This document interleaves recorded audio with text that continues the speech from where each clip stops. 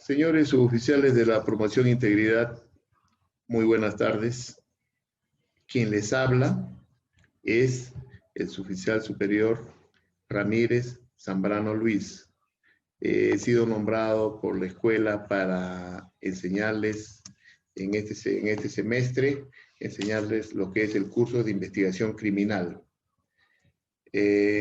Como su mismo nombre le indica, la investigación criminal. La investigación criminal es el conjunto de saberes interdisciplinarios y acciones sistemáticas integradas para llegar a un conocimiento, al conocimiento de una verdad relacionada con el fenómeno delictivo. La investigación criminal es muy amplio, es un tema muy amplio.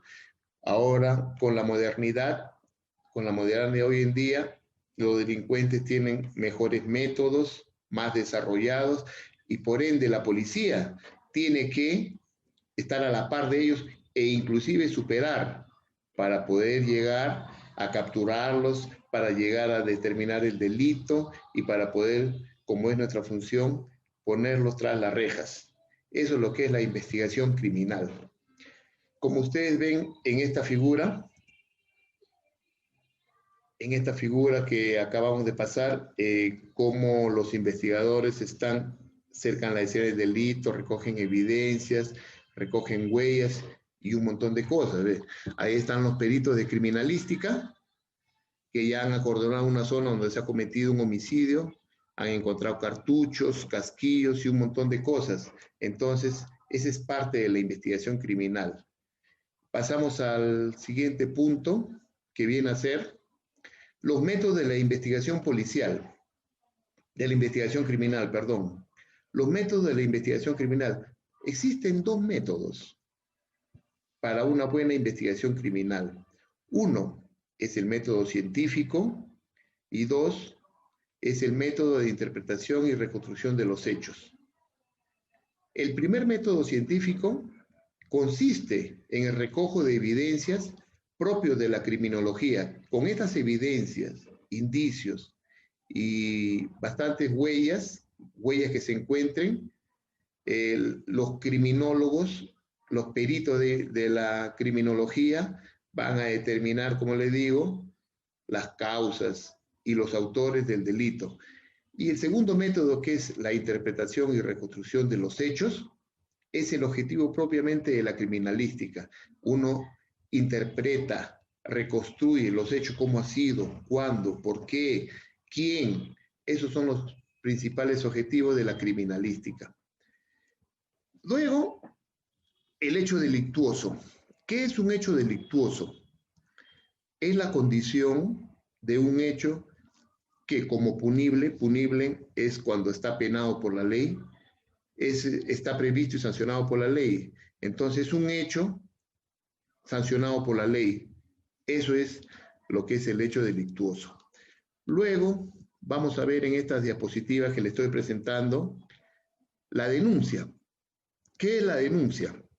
Es el acto por el que un ciudadano pone en conocimiento de la autoridad judicial, o ya sea al fiscal o a la policía, en este caso nosotros, sobre la comisión de un hecho que presenta caracteres de infracción penal, o sea, sobre la comisión de un hecho que constituye delito, que constituye una falta. Vemos cómo ahí una ciudadana está poniendo una denuncia ante la colega sobre un tema de violencia familiar, o también nosotros los ciudadanos pueden poner en conocimiento de la autoridad, como le dice la autoridad policial o el fiscal, o de repente la autoridad judicial, cualquier tema que constituya o vaya a constituirse en un delito o falta. Luego, existen dos clases de denuncias. Las denuncias penales que son aquellas en que la que se comunica de la perpetración de un delito o falta penal de los que recogen las leyes. O sea, es una denuncia propiamente penal que constituya delito, ¿no? Y esté tipificado así en las leyes. Y luego, las denuncias administrativas, El otro tipo de denuncia, ¿no? Son aquellas en las que se comunica de un hecho u omisión que son contrarios a las leyes administrativas, todo lo que es administrativo, que tenga que ver con la administración. Luego, vamos a ver en la siguiente diapositiva qué es la ocurrencia. Antiguamente, los policías de antaño, como el que les habla, llamábamos, se cometía un delito, se cometía una falta, o cualquier hecho que iba a constituirse en un delito, se le llamaba ocurrencia, ¿no? Ocurrencia.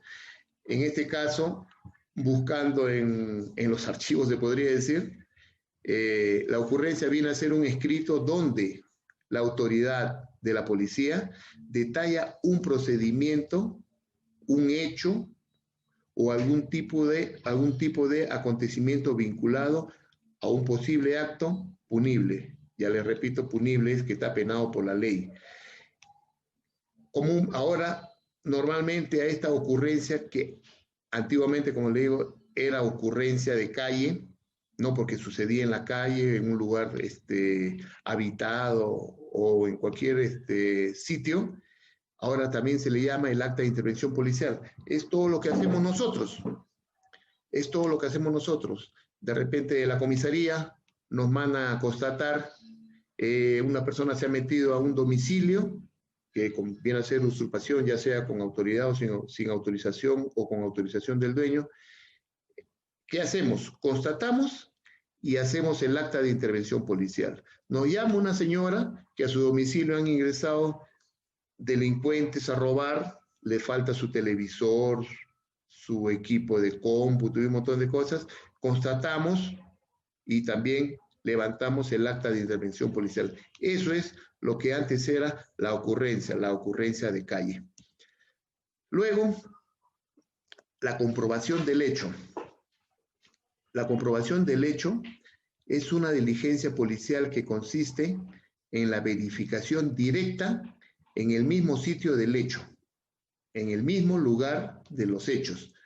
Eso nosotros vamos a comprobar, verificar lo que suceda, ya sea, ¿no?, cuando nos envían de la comisaría o nosotros en nuestro patrullaje policial, tomamos conocimiento de un hecho y nos dirigimos al lugar para constatar en el lugar mismo de los hechos, como se dice, in situ, qué es lo que está sucediendo. Y de eso es lo que levantamos nosotros, el acta de intervención policial o el acta de constatación policial, de acuerdo al caso que se presente, ¿no?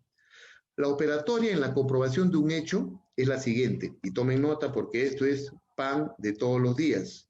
Normalmente nosotros salimos de la escuela y lo primero que nos encontramos es con la verdad que hay en la calle. Y entonces esta operatoria es lo primero que debemos hacer. Por eso le digo, preste bastante atención. Lo que hacemos es, primero, el inmediato traslado del personal policial que toma conocimiento del hecho para su verificación in situ, es lo que le estaba hablando de antes, ¿no? Nos constituimos al lugar, al tener conocimiento del hecho, ya sea que nos ordenen en la comisaría el comandante guardia o de repente el oficial, nos ordenan trasladarnos al lugar para constatar, porque puede ser mentira también, ¿no? De repente a veces hay llamadas o hay denuncias que son falsas. Vamos al lugar y no hay nada. Entonces de eso nosotros damos cuenta con un partecito, o ya sea verbalmente a la persona que nos ha enviado. Entonces la constatación es in situ, en el lugar de los hechos. Luego tenemos, ante la verificación del hecho, o sea, cuando ya vemos que ha sucedido el hecho, el delito o la falta, no debemos realizar acciones innecesarias que conlleven a la alteración o destrucción de indicios o evidencias. ¿Qué significa esto? Que cuando lleguemos al lugar vamos a encontrar un arma blanca o un arma de fuego, o de repente droga, o de repente por ahí casquillos, y lo primero que vamos a hacer es agarrar. No, eso no se hace. Por eso es, cuando lleguemos a un lugar tenemos que, como dice el tercer punto, aislar y proteger la escena donde se ha cometido el delito o donde se supone que se ha cometido el delito hasta que llegue el personal especializado en criminalística y el representante del Ministerio Público. Entonces nuestra función es simple. Nos comunican, vamos al lugar, al lugar de los hechos, in situ, verificamos, aislamos la escena hasta que llegue el personal especializado, ya sea de criminalística o el representante del Ministerio Público. Luego tenemos, acá está justo lo que hablábamos delante, ¿no? Las diligencias preliminares en la escena del delito. Como primer punto, realizar actos urgentes para determinar si los hechos denunciados son reales y si configuran uno o varios delitos perseguibles, lo que les mencioné hace un momento, ¿no? Verificar en el lugar de los hechos si es verdaderamente ha habido un delito o una falta, y si, como policía que somos, vemos si hay un solo delito, puede ser un robo, un hurto, o de repente puede ser un hurto con lesiones, o puede ser un robo de repente con homicidio, o qué sé yo. Eso ya lo determinamos después de hacer la investigación del delito. En el otro punto tenemos asegurar la escena del crimen y la evidencia sensible de la presunta comisión del delito. Es presunto mientras que no se determine que se ha cometido un delito. En este caso vemos cómo acá el fiscal está ahí en el lugar de los hechos. Hay una persona que ha sido asesinada y ya están los peritos recogiendo las huellas, los indicios, las evidencias que puedan determinar sobre la comisión de este delito. Y como en el otro punto vemos individualizar a las personas imputadas y, de ser posible, a la persona agraviada. ¿Esto qué quiere decir? Que la persona que está ahí está muerta, ¿no? Es un cadáver. Tenemos que ver el personal de criminalística, sacarle documentos, billetera de repente para determinar quién es, tomar declaraciones de testigos, personas que hayan podido ver. Esto ya es labor, como le digo, del personal especializado en criminalística. Luego tenemos la inspección técnico-policial, ITP. Se escucha bastante, al menos en Lima, yo de donde vengo, siempre comunican inmediatamente a la avenida Aramburú, donde está el edificio de criminalística. Siempre se escucha, ya, que vaya personal de ITP, que vaya personal ITP a tal lugar, ITP. ¿Qué es ITP? ITP es Inspección Técnico-Policial, que es una actividad técnica, que realiza el pesquisa policial que se constituye al lugar de los hechos, tratando de determinar qué ocurrió allí preliminarmente, ¿no? Preliminarmente, así como también preservar la escena del crimen para facilitar su labor. O sea, nosotros, al acordonar la zona, al cercar con esas cintas amarillas que ustedes ven, estamos preservando la escena del delito. ¿Para qué? Para que llegue el personal de criminalística y le facilitamos su labor para el recojo de evidencias y huellas. Eso es lo que se llama perennización de la escena del crimen. Esta actividad ya corresponde a los peritos en criminalística. Para ellos emplean fotografía técnica, puede ser con el celular si no hubiera personal criminalística, o con el celular nosotros perennizamos la escena. Entonces el personal de criminalística emplea para ello la fotografía técnica, levantamiento de planos, croquis, diagramas y un montón de cosas. Inclusive ven como en la pista marcan con una tiza el contorno de la persona, por ejemplo, que está muerta o está herida, ¿no? El casquillo, ponen 1, 2, 3, prueba 4, prueba 5, prueba 6 y así un montón de cosas. Y luego veremos lo que es otra diapositiva que les he preparado, que es, acá por ejemplo, volviendo al tema anterior, vemos cómo ya ha sido cercado el lugar donde se ha cometido un delito. Personal de criminalística, de investigación criminal, mejor dicho, la comisaría, ya se ha puesto sus guantes quirúrgicos para posiblemente encuentren un arma blanca, como le digo, o un arma de fuego, o objetos que puedan determinar la autoría del delito, ¿no? Están ahí ya comunicando, inclusive ya se comunica al fiscal para que llegue, pero lo principal que no dejan pasar a ninguna persona para que pueda alterar la escena del delito o si hubiera evidencias. En la siguiente diapositiva tenemos la cadena de custodia de indicios o evidencia, ¿no? Ese sistema de registro de un indicio, evidencia, objeto o instrumento o producto del hecho delictivo desde su localización. Se encuentra en el lugar de los hechos, un arma de fuego, como le digo, un arma blanca, un celular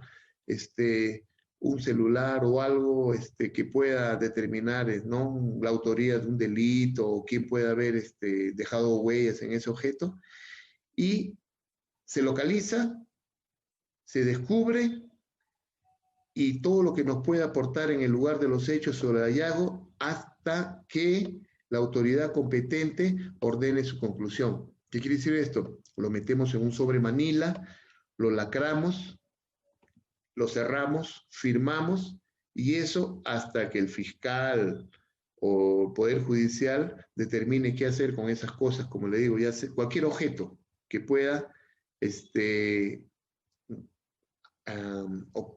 que se pueda obtener indicios para lograr la determinación del delito, ¿no? ¿Quién ha cometido el delito? ¿Cuándo ha sido? ¿Por qué ha sido? Todo lo más mínimo, evidencia o indicio, proporciona cualquier cosita para poder descubrir al autor del delito o al delincuente, pero eso ya se hace personal de criminalística. En la siguiente toma vemos el planeamiento de la investigación policial. Vemos personal de investigación de una comisaría o una DIPOL o de la EPINCRIP, cómo tienen a los sujetos,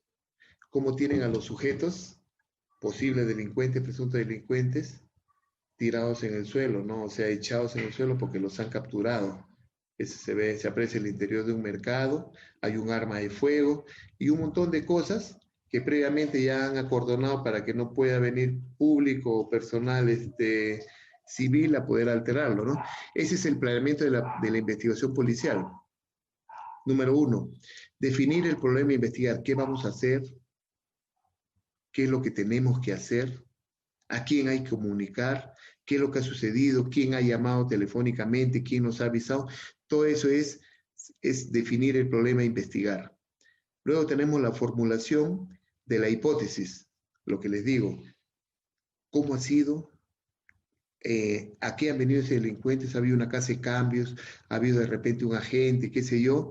Entonces buscamos y obtenemos información con los testigos, personas que de repente han pasado por el lugar o que están vendiendo están vendiendo ahí en sus puestos y han visto cómo ha sido, a qué horas han llegado, quién los ha recogido, en un carro, en una moto, hay una mujer, no hay una mujer, quién tenía el arma, quién no tiene nada que ver. Todo eso nos llega a nosotros formular una hipótesis. Esa hipótesis posteriormente se analiza con todas las informaciones recogidas y verificamos si efectivamente la hipótesis es cierta o no, ¿no? Puede haber sido, como les digo, ¿no?, una casa de cambios, han llevado dinero, de repente ha sido falsa la información, cierta la información. Todo eso nos ayuda a verificar si es cierta la hipótesis, porque como ustedes sabrán, la hipótesis es algo, es una teoría que todavía no está probada. Con esa verificación de las informaciones, vemos que la hipótesis puede ser cierta o no. Y luego, al final, las conclusiones y la elaboración del informe.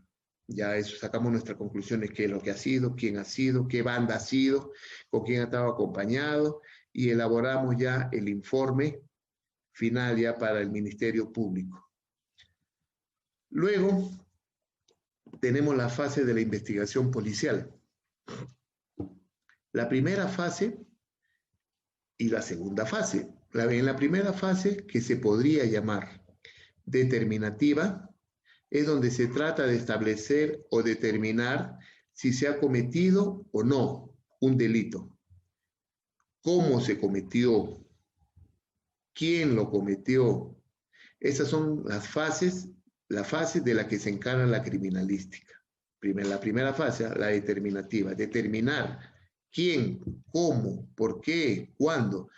Todo eso es, como le digo, es la primera fase. En la segunda fase tenemos lo que podría llamarse la fase ejecutiva, en la que con base a los datos concretos proporcionados por los expertos en criminalística después de haber analizado las evidencias, las huellas, los indicios, ahí los expertos nos dan a conocer para poder nosotros tratar de aprehender al delincuente.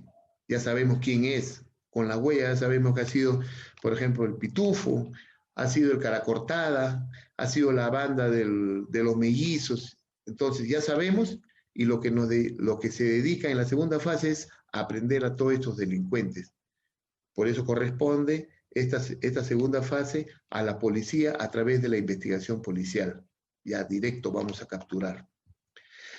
En la siguiente diapositiva vemos, para poder nosotros aprender a los delincuentes, a la banda, para saber todas esas informaciones, tenemos que a veces tener trato, no trato directo, no ni familiar, sino es lo que nos buscamos, y se ve bastante esto en personal de investigación policial, el tratamiento de informantes y confidentes. Informantes y confidentes son dos clases distintas de personas. Ahí vamos a ver que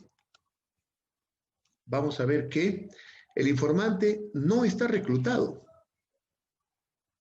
o sea, no pertenece a un grupo de policías, a un grupo de investigación, no está reclutado. Puede ser ocasional, de repente una persona que ha visto algo, no pide nada en retribución, su información a veces es por venganza. Por ejemplo, les cuento un caso. Cuando yo trabajaba en Lima hace 15 años, trabajaba en las Águilas Negras, trabajamos de la mano con personal de la Divincri, ¿no? Personal de la División de Robos. Y ahí yo veía cómo ellos trabajaban pues con confidentes, con informantes. Y es más, hay veces el informante por venganza, ¿qué es lo que dice? Al jefe de grupo le dice, ¿sabe qué? Van a cometer un robo en tal sitio, en tal banco, en tal agencia bancaria, en tal agente. ¿Quién? Tal. ¿Y tú por qué no dices eso? Le decían los de robos, ¿no? No, es que no me han querido poner para hacer esta chamba. Entonces aprovechaban, los investigadores aprovechaban, veían cuándo iba a ser, dónde iba a ser, inclusive lo llevaban en carros con luna polarizadas al informante para que diga el lugar, y ahí capturaban ellos a toda la banda, completita. ¿Y cómo se sabía? A través de estos informantes, ¿no? También es por rivalidad, banda con banda, de repente están sacados de una banda, lo han mandado a otro sitio, por celos, ¿no? A veces se meten con mujer ajena, mujer de choro. Entonces, por esas razones es que el informante brinda los datos para que puedan caer las personas de repente a las que tiene cólera, o también puede ser por razones de trabajo, de civismo. De repente una persona que, bueno, cualquier persona, ¿no? Que no le gusta que por ejemplo, su vecino sea un delincuente, ¿no? Y ve que entran, salen carros, cosas, entonces llama a la policía, y es ocasional, como le digo, ¿no? Puede ser por civismo, ¿no? Que da el dato y se llega a la captura de los delincuentes. En cambio, el confidente está reclutado y registrado en un archivo. Eso ya es, como se dice, y se trabaja en la Divincri, son confites se le llama, ese es su argot delincuencial, el confite. Él está reclutado y registrado en un archivo. Normalmente pide retribución económica. Dicen, ¿sabe qué? Van a asaltar tal sitio y se van a llevar $8,000 que hay hoy día, ¿no? Que el señor va a llevar al banco. Y de esos 8,000 pide una parte, ¿no? Y generalmente esos datos son de valor y siempre dan en el clavo, siempre son verídicos. Siempre son verídicos y, como les repito, ¿no? piden una retribución económica para poder dar esos datos. Luego en esta diapositiva, la siguiente diapositiva, vemos que tanto el informante como el confidente son personas que proporcionan información de importancia e interés sobre el delito. Pueden ser delincuentes o del mundo circundante, ¿no? Del mundo que le rodea, para el esclarecimiento de un hecho delictuoso. No existen reglas fijas. No existen reglas fijas. El buen manejo de informantes y confidentes depende de la habilidad inventiva. Todo esto les hablé hace un momento. Pero lo que sí debemos tener en cuenta es lo siguiente. En ningún momento el investigador está autorizado para proporcionar identificaciones o armas al informante. Es peligroso. Los informantes también no se saben para qué lado van a jalar, ¿no? Entonces no se les proporciona identificaciones ni armas. La siguiente diapositiva seguimos con algo que también debemos seguir teniendo en cuenta. Acá dice, el investigador no proporcionará ninguna información sobre investigaciones que se estén realizando a él. O sea, a veces el informante está inmerso en una investigación y da datos a la policía, al investigador da datos. Entonces no se le puede estar diciendo tú estás acá como acusado, como agraviado o qué sé yo, no se le debe estar dando información. Asimismo, no hará promesas ni convenios con el informante sin la debida autorización de los superiores. Tenemos siempre nosotros por encima de nosotros a uno más antiguo o a un jefe y no debemos, sin autorización de ellos, estar ofreciéndole te voy a dar tanto, ni si tú no das estos datos vas a tener tal cosa, o de repente vas a ir a tal sitio. No, no se debe dar promesas ni convenios sin que sepan nuestros jefes. No se entrevistará con un informante sin habérselo comunicado al jefe inmediato. Esto es muy importante porque a veces vamos a una entrevista con una persona que nos da datos y nuestro jefe no sabe. Entonces pueden suceder varias cosas, pueden venir de repente sus amistades, los miembros de su banda, qué sé yo, y pueden atentar contra nosotros. Por eso debe saber siempre nuestro jefe, ¿para qué? Para que elabore un plan o elabore un croquis, qué sé yo, para poder saber dónde estamos en ese momento y no puedan atentar contra nosotros. El investigador no obligará ni presionará al informante que se infiltre en una organización para tener información. No hay que presionarlo. Solito hará su trabajo. Solito va a hacer su trabajo el informante. Solito va a inmiscuirse, va a ingresar a una banda, qué sé yo, y no hay que obligarlo a que dé más datos de lo que él debe dar. Por eso tenemos que tener bastante habilidad para poder tratar con ellos. Luego, las entrevistas deben ser realizadas preferentemente por investigadores con más de 3 años de experiencia. ¿Por qué? Porque una persona con experiencia ya sabe en qué lugar pone el pie, ya sabe el terreno donde está pisando. Entonces, tenemos más experiencia. Dice 3 años de experiencia, pero si es con más años de experiencia, mucho mejor, porque ya sabemos un montón de cosas sobre lo que es ya las bandas, o sobre qué es no los confites o los informantes. En la siguiente diapositiva ya cambiamos de tema. Vemos lo que es la vigilancia. Esto está en el currículum, ¿no? Está paso por paso todo lo que debemos saber sobre lo que es investigación policial. Y lo que debemos saber también ahora es, según el currículum, es qué es la vigilancia. La vigilancia, como su mismo nombre lo indica, se trata de vigilar. Es la atención puesta a las personas, cosas, sentimientos o acciones para tenerlas bajo control, para prevenir un daño o perjuicio y para poder cuidar a esas personas o cosas, no poder cuidarlos. Tiene como objetivo la vigilancia disminuir o prevenir las amenazas que afecten o puedan afectar la vida, la integridad personal o el tranquilo ejercicio de los legítimos derechos sobre los bienes de las personas que reciben su protección. Cuando las personas están vigiladas, están recibiendo protección tanto de la policía como por miembros de serenazgo o de repente vigilancia particular, ¿no? Entonces, reciben protección de los que vigilan. Eso es lo que es la vigilancia, para que no suceda un daño, un robo o un perjuicio contra alguien o contra alguna cosa, un inmueble o persona, es lo que se realiza la vigilancia. Y hoy en día hay cámaras, han visto las municipalidades ponen cámaras en todas las avenidas principales de su distrito. ¿Para qué? Para tener bajo vigilancia todo lo que suceda en esa jurisdicción. Luego tenemos lo que es la detención.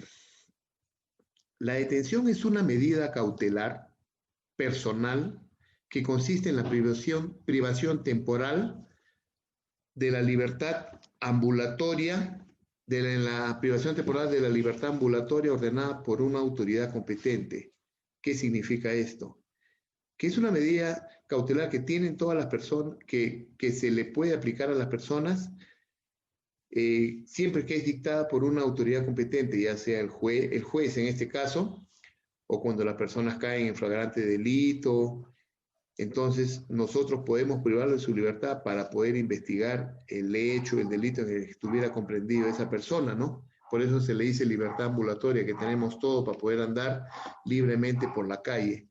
Cuando una autoridad dice competente o judicial dice, no, esta persona necesita estar detenida por algún motivo, por estar inmersa en un delito, es cuando nosotros ya procedemos a lo que es su detención. Acá vemos cómo la policía, en el marco de sus funciones, está deteniendo, primeramente interviniendo, posteriormente, según las investigaciones, se les detiene, ¿no?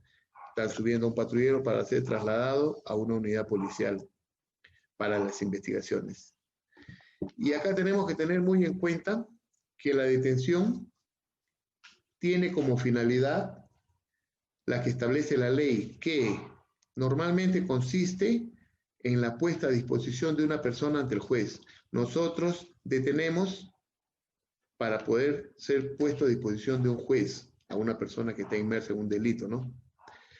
La detención policial, y esto hay que tener bastante en cuenta, la detención policial de una persona no puede exceder las 48 horas, salvo los casos de terrorismo, espionaje, tráfico ilícito de drogas y por pertenecer a una organización delictiva, donde la detención puede ampliarse hasta por un plazo máximo de 15 días. Son casos especiales, pero lo normal que una persona puede estar en la comisaría, en una unidad de investigación, son 48 horas. Inmediatamente tiene que ser puesto a disposición del Poder Judicial o del Ministerio Público. La detención se ejecuta sin emplear violencia sobre la persona. No se puede ejercer violencia sobre la persona. En cambio, sí se puede utilizar la violencia, ya sea mayor o menor, si es que la persona que va a ser detenida ejerce resistencia. Como ya saben, está el delito de violencia y resistencia a la autoridad, que está penado por la ley.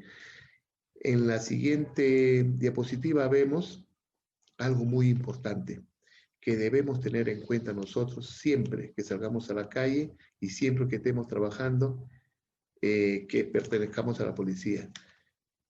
Nadie puede ser detenido sino por mandamiento escrito y motivado del juez o por las autoridades policiales en flagrante delito. Esto quiere decir, cuando nosotros pedimos a veces en los operativos requisitoria, sale que una persona está requisitoria por lesiones, por robo, por omisión de asistencia. ¿Y eso quién lo ha ordenado? Ese es el juez, un juzgado ha ordenado su privación de la libertad. Por eso es que salen las órdenes de captura para personas que son requisitoriadas. Siempre hay que tener en cuenta esto. Tenemos la siguiente diapositiva, que como adelante dije, ¿no? Una persona en flagrante delito. ¿Qué es la flagrancia? La flagrancia es cuando la comisión del delito es actual y en esa circunstancia su autor es descubierto. Eso se llama flagrancia. O sea, cuando estamos en el lugar de los hechos y una persona comete un delito, roba, qué sé yo, y capturamos, eso se llama flagrancia, inmediato al hecho. La otra clase de flagrancia es si el agente es perseguido y detenido inmediatamente después de haberse cometido un delito, que le decimos cuasi flagrancia. O, por ejemplo, estamos en una esquina, en un paradero, dando seguridad a las personas y viene un arrebatador y se lleva un celular. Nosotros lo perseguimos una cuadra, 2 cuadras, se mete a una casa y lo capturamos. Eso es también una flagrancia, cuasi flagrancia. Y en el tercer punto tenemos cuando el agente, o sea, la persona que comete el delito, es sorprendido con objetos o huellas que revelan que viene de ejecutar el delito. Eso se llama presunción legal de flagrancia. ¿Qué quiere decir eso? Que capturamos a una persona, viene un ciudadano y dice, señor, él le ha robado a la señora X su cartera. Lo intervenimos y justo le encontramos la cartera, las propiedades, los objetos de la señora que ha sido objeto del delito. Eso ya vendría a ser la presunción legal de flagrancia. Por tener en pertenencia ese bien que ha sido sustraído, es que podemos detener a la persona. Eso es lo que se llama flagrancia. En la siguiente diapositiva tenemos lo que es la captura. Es el procedimiento policial orientado a lograr la aprehensión. A aprehensión, por si acaso, no es de aprender, es a aprehensión, capturar, agarrar.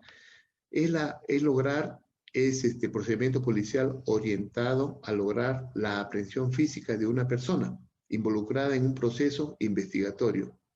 Lo ideal en una captura es coger a la persona ilesa, sin herirla, ya que de hacerlo, lejos de favorecer la investigación, lo entorpece, por cuanto ya no podrá desarrollarse con la formalidad del caso. ¿Qué quiere decir esto? Que lo mejor es capturar a una persona que vaya sana, no golpearla, no ocasionarle heridas ni golpes, salvo no que muestre violencia y resistencia a la autoridad. En ese caso sí se debe emplear la fuerza, pero moderadamente, progresivamente, como dice el decreto ley 1186, progresivamente, de acuerdo a la resistencia que ponga el detenido, es que nosotros empleamos la violencia. Eso es la primera clase, señores oficiales. Ya la siguiente le voy a mandar otra clase y espero que, como lo tienen ya grabado, escuchen lo que les he indicado, lo que les he enseñado, y para que sepan ustedes que ya están en la vía policial ahorita, muchos están trabajando en diferentes partes del departamento de Apurímac, y escuchen, para eso tienen celulares, o si se consigue una laptop, puedan ustedes captar, ¿no?, lo que les he indicado. Si quieren las diapositivas, nos comunicamos y les envío para que puedan poder leer, estudiar y aprender.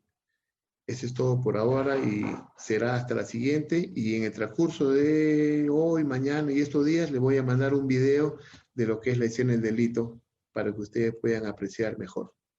Gracias por su atención y suerte para todos ustedes.